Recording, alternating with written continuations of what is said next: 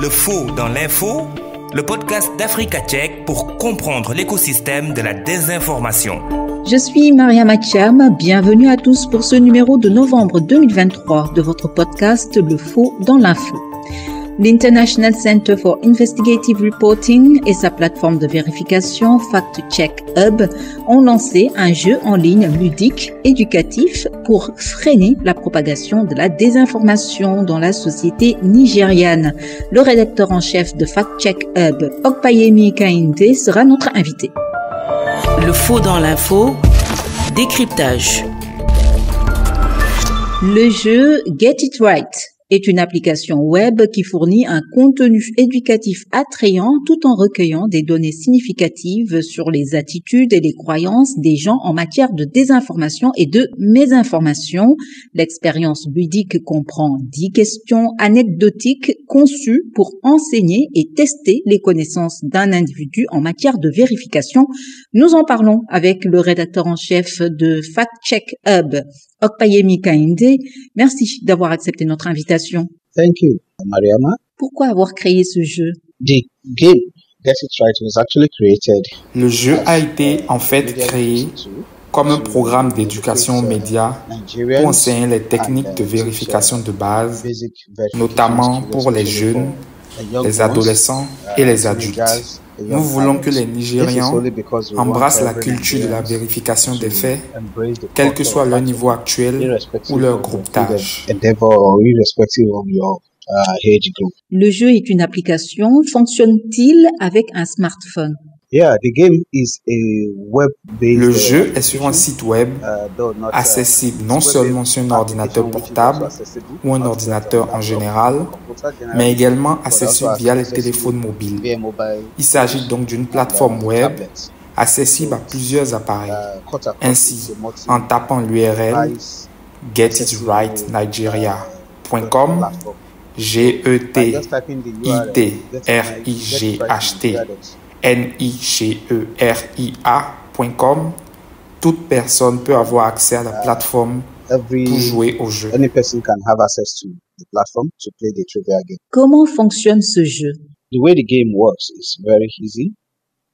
Just open a browser on your laptop or mobile devices like a smartphone. La façon dont le jeu fonctionne est très simple. Ouvrez simplement le navigateur sur votre ordinateur portable ou sur des appareils mobiles comme un smartphone ou une tablette et tapez l'URL getitrightnigeria.com. Ainsi, en tapant l'URL sur votre navigateur, vous pourrez accéder au site web qui vous redirigera vers la série de questions auxquelles vous êtes censé répondre avec des références crédibles.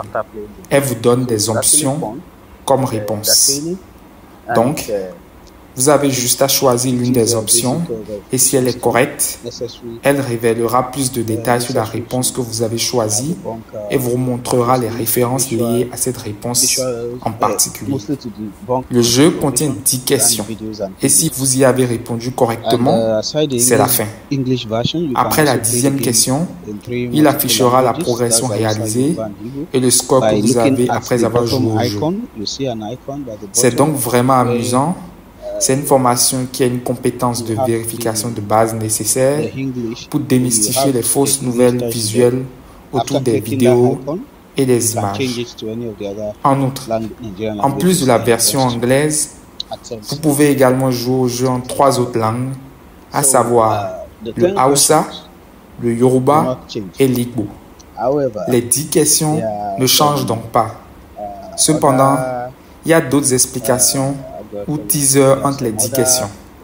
Elles vous permettent d'acquérir la pensée critique nécessaire davantage pour jouer au jeu. Between the 10 questions, which are educative and tells you, empowers you more with necessary critical thinking skill that enables you to play the game more perfectly. Okpayemi Kainde, rédacteur en chef de Fact Check Hub, restez avec nous. Écoutons à présent ce que des Africains pensent de la mise en place d'un jeu pour lutter contre les fake news.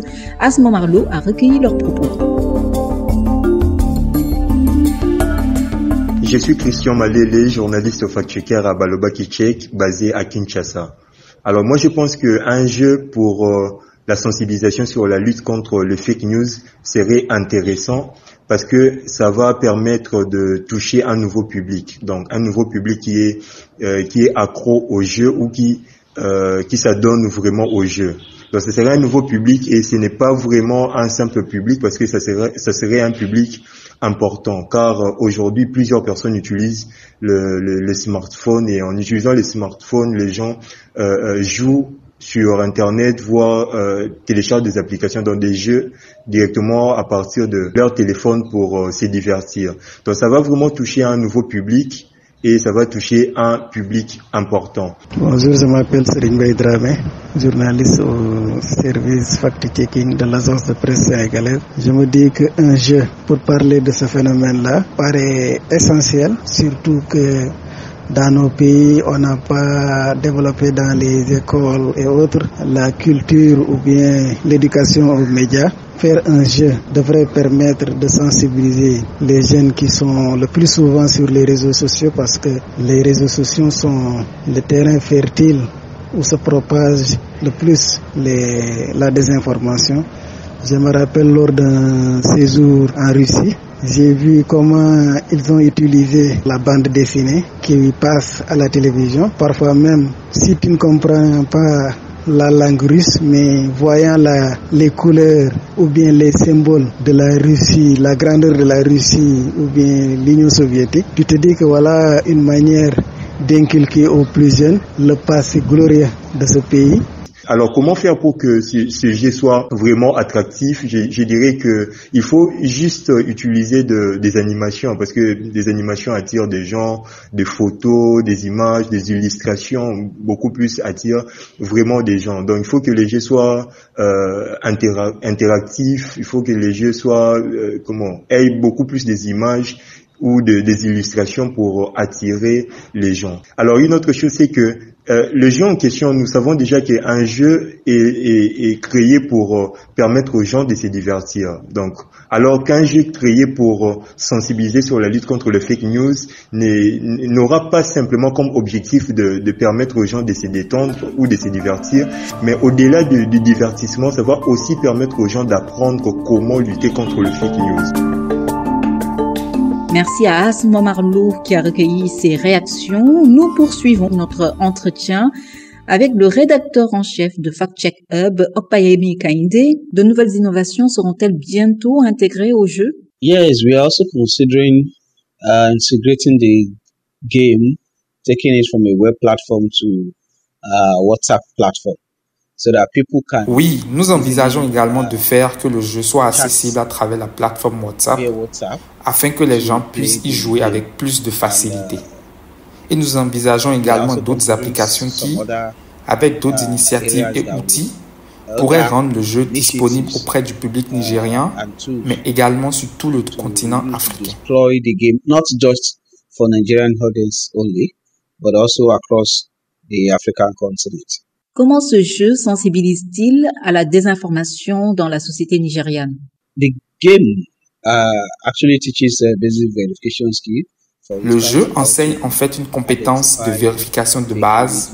Par exemple, comment identifier de fausses images en ligne, comment identifier des messages viraux, des fake news en circulation sur WhatsApp, comment identifier une arnaque, comment détecter une vidéo manipulée. Donc, fondamentalement, certains des concepts de base du fact-checking sont intégrés dans le jeu.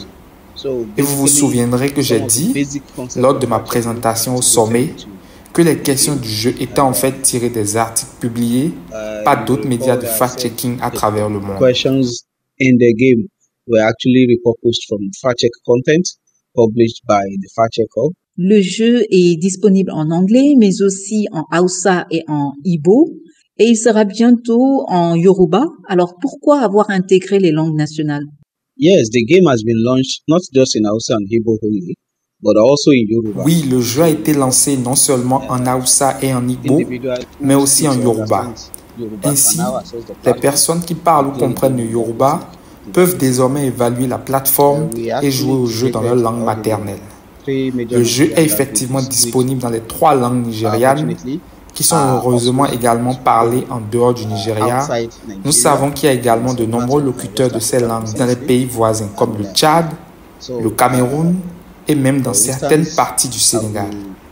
C'est pourquoi vous le faites non seulement pour les Nigérians, mais aussi pour tous ces pays. Il y a même des locuteurs Yoruba à Londres, au Brésil et au Bénin. Le but est donc de réellement impliquer non seulement les Nigériens, mais aussi les Africains et les locuteurs de ces langues.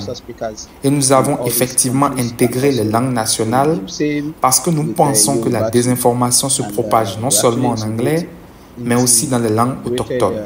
Nous pensons donc que si nous pouvons les éduquer dans leur langue maternelle, ils seront capables de comprendre la nécessité de la vérification et la nécessité d'être plus responsables en ligne. So we believe that if we can educate them in their native languages, they'll be able to understand the need for verification and the need to also be careful to be more responsible online when sharing or consuming media content online. Depuis sa mise en place, quel retour avez-vous reçu concernant ce jeu? Yeah, we've had some positive feedback, and I will share that one shortly with you via Oui, nous avons des retours positifs. Nous vivons dans une société où les gens reçoivent simplement des messages via WhatsApp et les transmettent à bon nombre de leurs familles et amis sans même douter de l'authenticité de ces messages. Ainsi, au moins certaines des personnes qui ont joué au jeu sont devenues des ambassadeurs et tentent de promouvoir la culture du partage responsable en ligne. Et c'est pourquoi à la fin du jeu, il y a une boîte de dialogue qui vous demande de donner des retours sur le jeu et si la plateforme vous a réellement apporté des connaissances en tant qu'utilisateur. C'est donc quelque chose que nous espérons et qui ne concerne pas seulement le Nigeria, mais aussi les gens d'autres régions du monde qui parlent les 3 langues principales. People across other parts of the world who speak the 3 major languages in Nigeria, which is Hausa, Igbo and Yoruba. Nous vous remercions Opayemi Kainde pour toutes ces précisions. Je rappelle que vous êtes le rédacteur en chef de Fact Check Hub. Thank you, Mariama. Fin de ce podcast produit par Africa Check et réalisé par Mariama Thiam. Merci à vous qui l'avez suivi. Prochain rendez-vous le mois prochain. D'ici là, doutez et vérifiez toute information pour éviter de tomber dans les filets de la désinformation. À bientôt!